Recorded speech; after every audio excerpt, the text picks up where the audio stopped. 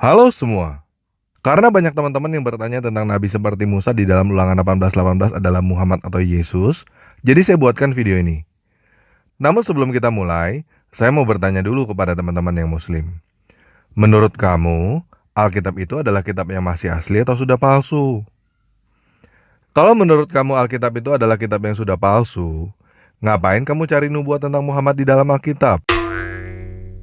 Kalau kamu berkata bahwa Alkitab adalah kitab yang sudah palsu, dan kamu berkata bahwa Muhammad dinubuatkan di dalam Alkitab, artinya kamu sendiri yang berkata bahwa Muhammad adalah nabi yang dinubuatkan oleh kitab palsu.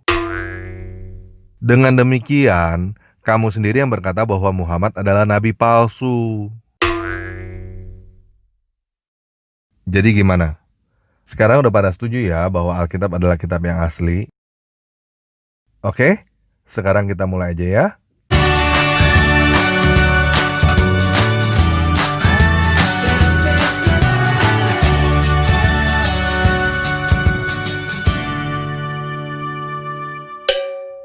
Yuk kita baca dulu Ulangan 18 ayat 18. Seorang nabi akan kubangkitkan bagi mereka dari antara saudara mereka, seperti engkau ini. Aku akan menaruh firmanku di dalam mulutnya, dan ia akan mengatakan kepada mereka segala yang kuperintahkan kepadanya. Nah, semua umat muslim dan Kristen sepakat bahwa engkau yang dimaksud di dalam Ulangan 18:18 adalah Musa. Tetapi banyak umat muslim yang berkata bahwa Ulangan 18:18 itu adalah nubuat tentang Muhammad. Dan banyak umat Kristen yang berkata bahwa Ulangan 18:18 ini adalah nubuat tentang Yesus. Untuk menjawab hal ini, kita harus mendefinisikan apa sih maksudnya seperti Musa. Ukuran siapa yang mau kita pakai? Ukurannya umat Muslim atau ukurannya umat Kristen? Bagaimana kalau kita pertama pakai ukuran umat Muslim dulu, lalu kita pakai ukuran umat Kristen? Oke? Nah, menurut ukuran umat Muslim, orang yang dijanjikan di dalam Ulangan 18:18 adalah seorang nabi yang membawa ajaran. Betul ya? Kita juga lihat di sini, ada kata di antara saudara mereka. Dan biasanya, umat Muslim menggunakan Ulangan 34 ayat 10 untuk berkata bahwa nabi yang dimaksud bukan dari Israel. Yuk kita baca Ulangan 34 ayat 10. Seperti Musa yang dikenal Tuhan dengan bertatapan muka, tidak ada lagi nabi yang bangkit di antara orang Israel. Nah, teman-teman lihat sendiri ya. Ulangan 34 ayat 10 ini tidak diakhiri dengan titik, tetapi diakhiri dengan koma. Artinya kalimat ini belum selesai. Yuk kita baca yang lengkap. Ulangan 34 ayat 10-12. Seperti Musa yang dikenal Tuhan dengan bertatapan muka, tidak ada lagi nabi yang bangkit di antara orang Israel dalam segala tanda dan mujizat yang dilakukan atas perintah Tuhan di tanah Mesir terhadap Firaun dan terhadap semua pegawainya dan seluruh negerinya. Dan dalam hal segala perbuatan kekuasaan dan segala kedahsyatan yang besar yang dilakukan Musa di depan seluruh orang Israel. Jelas ya? Ayat ini bukan berkata tidak ada lagi nabi dari Israel. Juga bukan mengatakan bahwa tidak ada lagi nabi dari Israel yang melakukan tanda dan mujizat. Tetapi tidak ada lagi nabi dari Israel yang melakukan tanda dan mujizat terhadap Firaun dan Mesir. Dan dalam segala perbuatan kekuasaan dan segala kedahsyatan yang besar yang dilakukan Musa di depan seluruh orang Israel. Paham ya? Masih banyak nabi dari Israel setelah Musa, guys.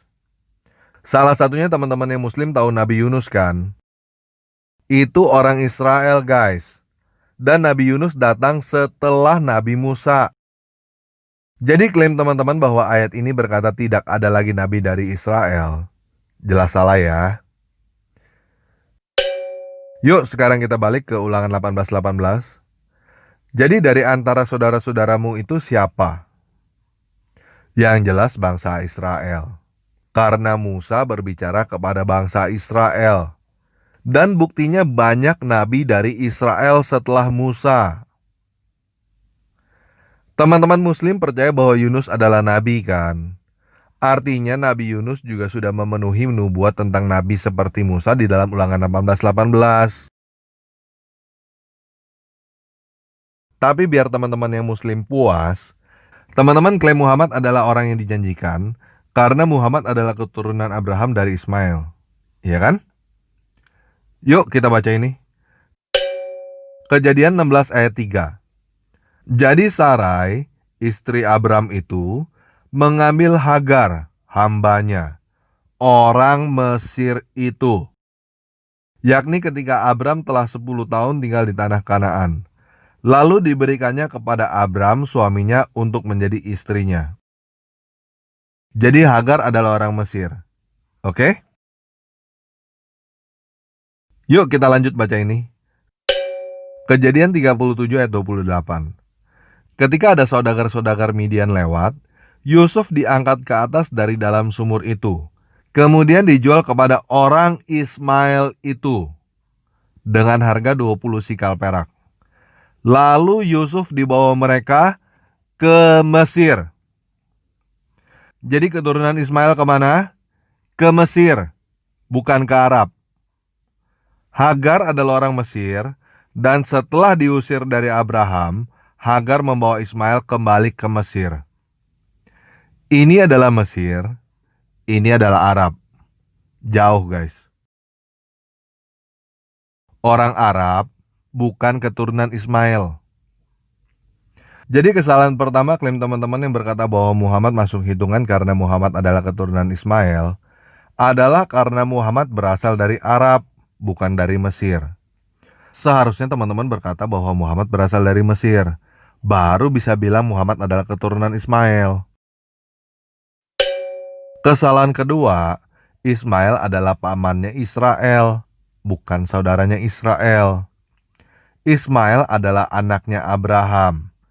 Israel adalah cucunya Abraham. Israel adalah nama lain dari Yakub, dan saudaranya Yakub adalah Esau, bukan Ismail. Jadi seharusnya teman-teman berkata bahwa Muhammad adalah keturunan Esau, bukan keturunan Ismail. Baru teman-teman bisa klaim bahwa Muhammad adalah nabi keturunan saudaranya Israel. Paham ya? Tapi nggak apa-apa. Biar teman-teman muslim lebih puas lagi, walaupun sebenarnya Muhammad nggak masuk hitungan, kita ikutin dulu maunya teman-teman. Oke? Nah, karena teman-teman yang muslim maksa Muhammad adalah keturunan Abraham dan boleh klaim sebagai nabi seperti Musa di dalam Ulangan 18:18, berarti kita bisa memasukkan nama-nama lain berdasarkan ukuran yang sama. Salah satunya adalah Lao Tse, nabi dari Cina. Nah, kalau teman-teman bingung kenapa Lao Tse bisa masuk ke dalam pertandingan nabi seperti Musa, yuk kita baca ini. Kejadian 25 ayat 1-6. Abraham mengambil pula seorang istri namanya Ketura. Perempuan itu melahirkan baginya Zimran, Yoksan, Medan, Midian, Isibak, dan Suah. Yoksan memperanak Sheba dan Dedan. Keturunan Dedan adalah orang Asyur, orang Letus, dan orang Leum. Anak-anak Midian adalah Eva, Ever, Henok, Abida, dan Elda. Itulah semua keturunan Ketura. Abraham memberikan segala harta miliknya kepada Ishak. Tetapi kepada anak-anaknya yang diperoleh dari gunik-guniknya, ia memberikan pemberian. Kemudian ia menyuruh mereka, masih pada waktu ia hidup, meninggalkan Ishak anaknya, dan pergi ke sebelah timur, ke tanah timur. Ke tanah timur itu kemana? Ke China, lewatin India. Lao Tse adalah pendiri agama Taoisme dan mempunyai kitab suci yang berjudul Tao Te Ching. Taoisme itu adalah agama monoteis. Tao itu artinya adalah Theos, God. Oke? Jadi sah bahwa Lao Tse bisa masuk persyaratan pertandingan nabi seperti Musa, sesuai dengan ukuran teman-teman yang muslim. Dan teman-teman yang Buddha juga bisa klaim dengan cara yang sama untuk Nabi Siddhartha Gautama dari India. Jadi apakah cuma Muhammad aja yang cocok untuk disebut Nabi seperti Musa dengan ukuran yang teman-teman muslim pakai? Enggak. Banyak orang yang bisa melakukan dengan trik yang sama seperti yang teman-teman Muslim lakukan, jika mereka mau. Sekarang kita mau mendefinisikan apa lagi maksudnya seperti Musa.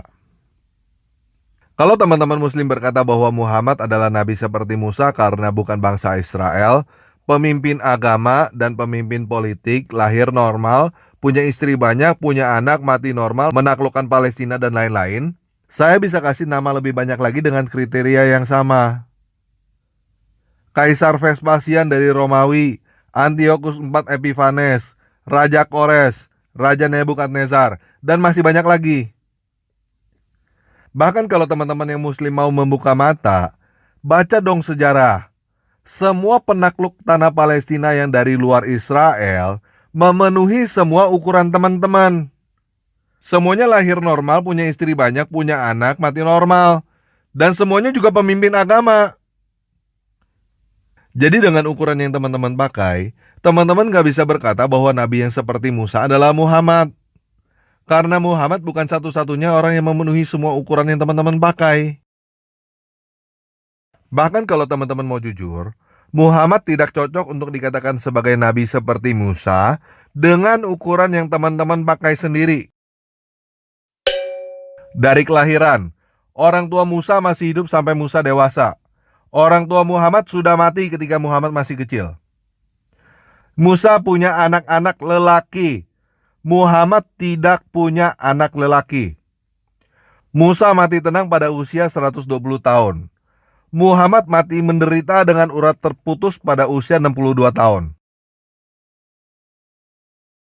Jadi apakah Muhammad adalah nabi seperti Musa berdasarkan ukuran yang teman-teman Muslim pakai sendiri? Enggak.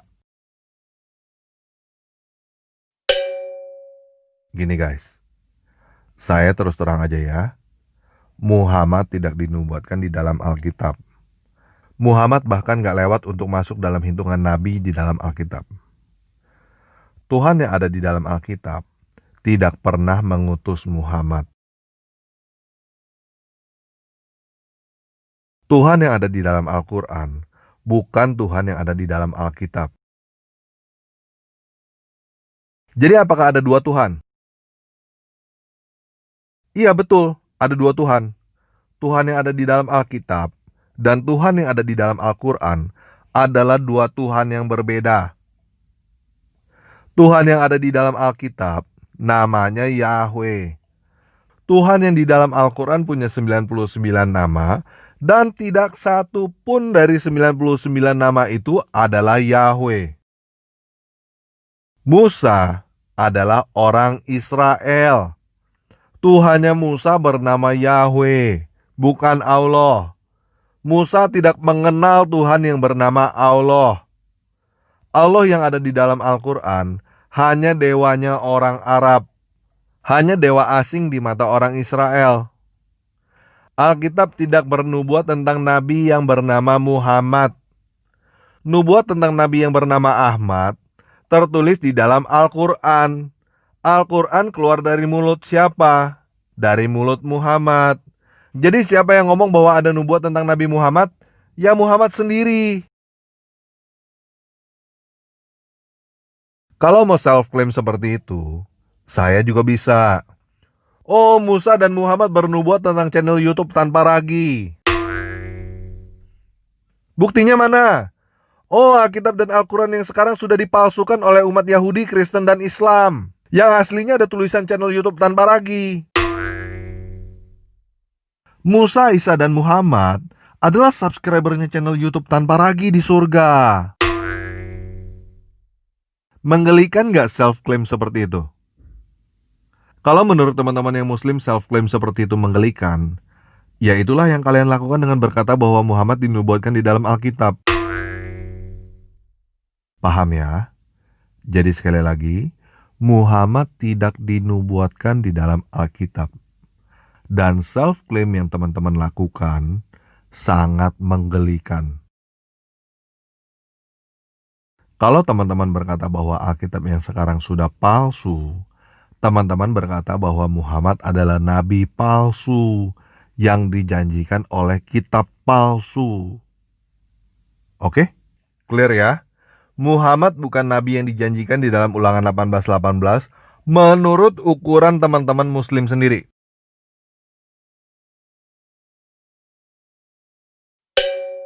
Nah, sekarang kita lanjut pakai ukuran teman-teman yang Kristen ya. Biasanya teman-teman yang Kristen berkata bahwa Yesus adalah nabi seperti Musa berdasarkan perkataan Petrus di Kisah Para Rasul 3 ayat 22. Bukankah telah dikatakan Musa, Tuhan akan membangkitkan bagimu seorang nabi dari antara saudara-saudaramu, sama seperti aku. Dengarkanlah dia dalam segala sesuatu yang akan dikatakannya kepadamu. Nah, teman-teman ada yang lihat gak nama Yesus di situ? Kok saya nggak ngeliat ya? Yuk kita baca full apa sih yang sebenarnya Petrus katakan. Sebelum kita baca, saya berharap teman-teman maklum kalau pada pembacaan ini saya membuang kata Tuhan dan Allah. Saya menggunakan kata penguasa dan dewa. Kalau teman-teman bingung kenapa saya menggunakan kata penguasa dan dewa, silakan nonton video ini dulu ya. Dan kata hamba yang ada di dalam Kisah Para Rasul 3 berasal dari kata Yunani paida. Secara literal, paida artinya adalah bujang, bocah yang belum menikah, bukan hamba. Bahasa Inggrisnya seharusnya adalah boy, bukan servant. Oke? Yuk sekarang kita baca Kisah Para Rasul 3 ayat 12-26. Petrus melihat orang banyak itu lalu berkata, "Hai orang Israel, mengapa kamu heran tentang kejadian itu? Dan mengapa kamu menatap kami, seolah-olah kami membuat orang ini berjalan karena kuasa atau kesalahan kami sendiri?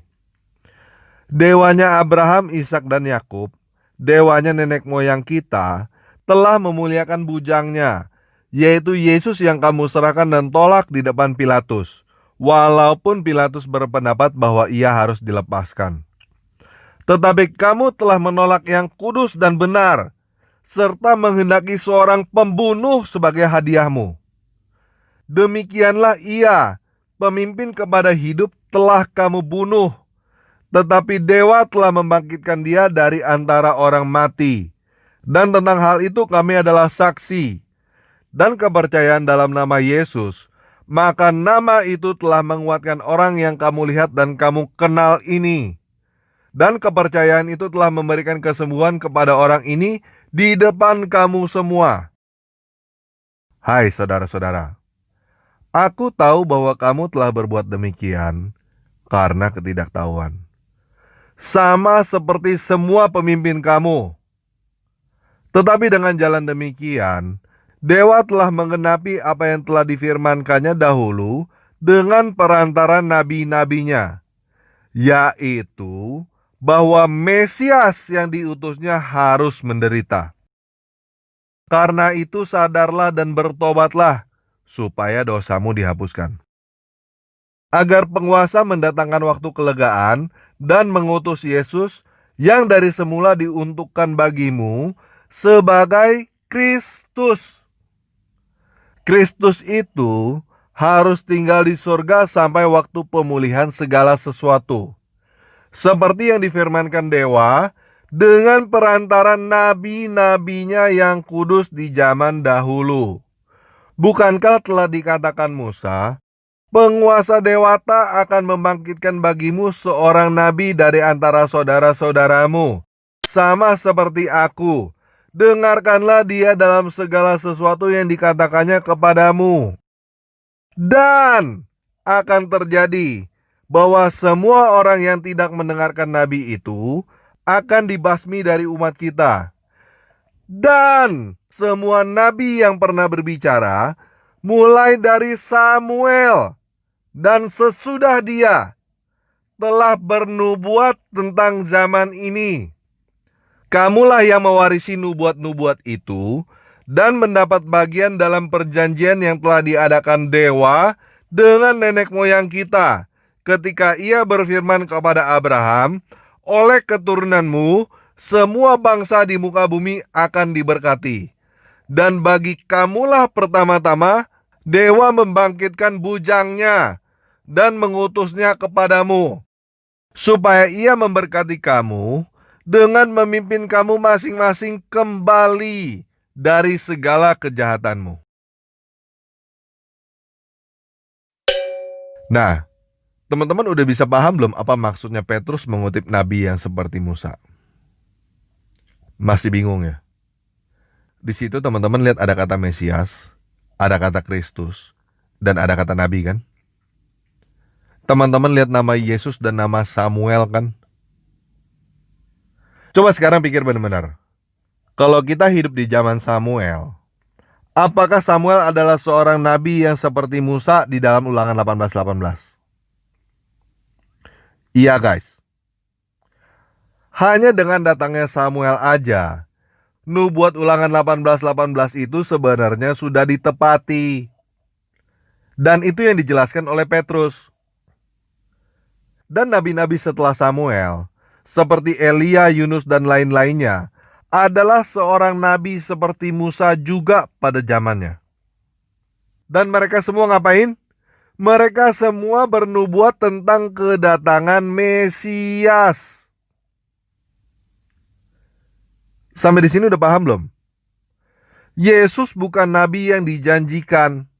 Yesus adalah Mesias yang dijanjikan. Teman-teman yang Muslim nggak tahu bahwa yang dijanjikan itu bukan sekedar nabi, tetapi Mesias. Apakah teman-teman yang Kristen juga masih nggak tahu bahwa yang dijanjikan itu adalah Mesias, bukan nabi? Sampai di sini teman-teman yang Kristen udah bisa paham belum? Jadi nabi yang seperti Musa itu bukan Muhammad dan juga bukan Yesus. Banyak seorang nabi yang seperti Musa di Israel. Dan mereka semua seperti Musa bernubuat tentang kedatangan Sang Mesias, kedatangan Al-Masih. Apa itu Sang Mesias atau Al-Masih? Sang Mesias adalah Tuhan itu sendiri, Yahweh itu sendiri, Raja yang mengatasi segala Allah. Yuk kita baca Yesaya 9 ayat 6. Sebab seorang anak telah lahir untuk kita, seorang putra telah diberikan untuk kita. Lambang pemerintahan ada di atas bahunya, dan namanya disebut orang, Penasehat Ajaib, Allah yang perkasa, Bapa yang kekal, Raja Damai. Sampai di sini udah bisa paham belum? Yang Tuhan janjikan untuk semua umat manusia bukan cuma seorang nabi, tapi Mesias. Tuhan itu sendiri yang mau datang. Nah, dulu saya pernah berkata bahwa Yohanes Pembaptis adalah malaikat dalam rupa manusia. Dan sekarang saya akan jelaskan apa yang saya katakan.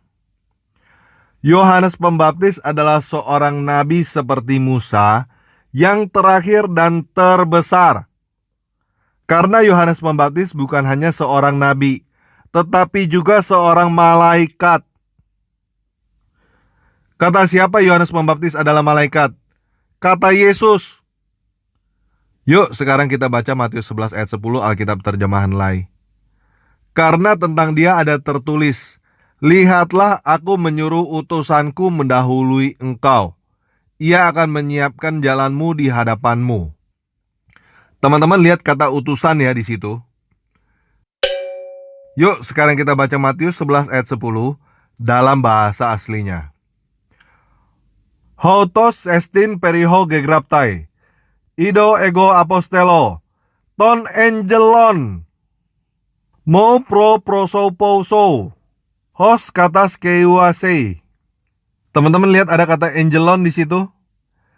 Itu adalah kata aslinya yang tertulis di dalam Matius 11 ayat 10.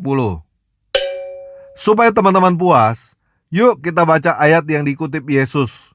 Maleaki 3 ayat 1 di dalam bahasa Ibrani, bahasa aslinya. Hineni soleka maleaki. Lihat gak ada kata maleaki di situ? Kata malaikat yang kita pakai adalah kata serapan yang berasal dari kata Ibrani maleaki. Ini adalah kata yang digunakan di dalam bahasa aslinya Ibrani. Maleaki, malaikat. Dan kata yang digunakan di dalam bahasa Yunani adalah angelon, angel. Masih bingung ya? Coba sekarang saya mau nanya kamu. Menurut kamu apa sih artinya kata nabi dan malaikat? Nabi adalah kata serapan yang berasal dari bahasa Ibrani navi. Nabi bernubuat. Bahasa Yunaninya nabi adalah profetes. Profetes berprofeteia. Kata dasar profetes adalah pro dan femi. Pro adalah sebelumnya.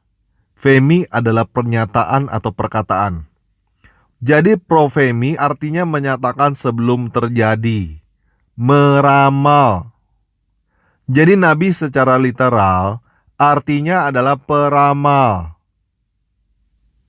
Pertanyaan apakah Muhammad adalah nabi artinya sama dengan bertanya apakah Muhammad adalah peramal. Satu-satunya ramalan Muhammad yang sungguh terjadi adalah Al-Quran surah 69 ayat 44 sampai 46.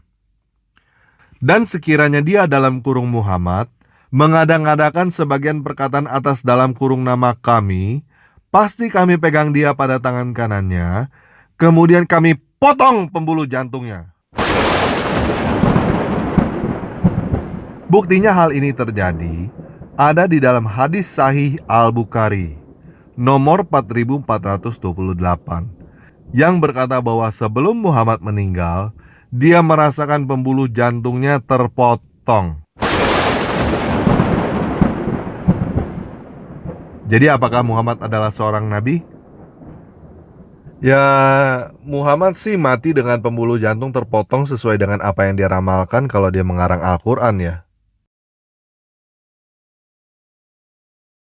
Dan yang jelas, Muhammad bukanlah nabinya Yahweh. Bukan nabi Tuhan yang ada di dalam Alkitab. Oke? Nah, malaikat atau angelos itu secara literal artinya bukan utusan, tapi pembawa kabar. Jadi gini, nabi memberitahukan apa yang belum terjadi. Malaikat memberitahukan apa yang sudah terjadi. Jadi kalau kamu baca kata malaikat di dalam Alkitab, jangan berpikir tentang makhluk bersayap seperti yang ada di komik-komik. Karena malaikat di dalam Alkitab bukan makhluk, tapi pekerjaan. Kalau kamu nonton TV, kamu lihat ramalan cuaca untuk besok, yang kamu lihat adalah nabi yang bernubuat tentang cuaca besok. Kalau kamu nonton berita apa yang baru saja terjadi, yang kamu lihat itu adalah malaikat, pembawa berita. Kapan Yohanes menjadi nabi? Ketika dia meramalkan tentang kedatangan Mesias. Kapan Yohanes menjadi malaikat? Ketika dia memberitakan bahwa Yesus adalah Mesias yang sudah datang. Oke, sekian video kali ini. Yesus Kristus penguasa saya, memberkati kita semua.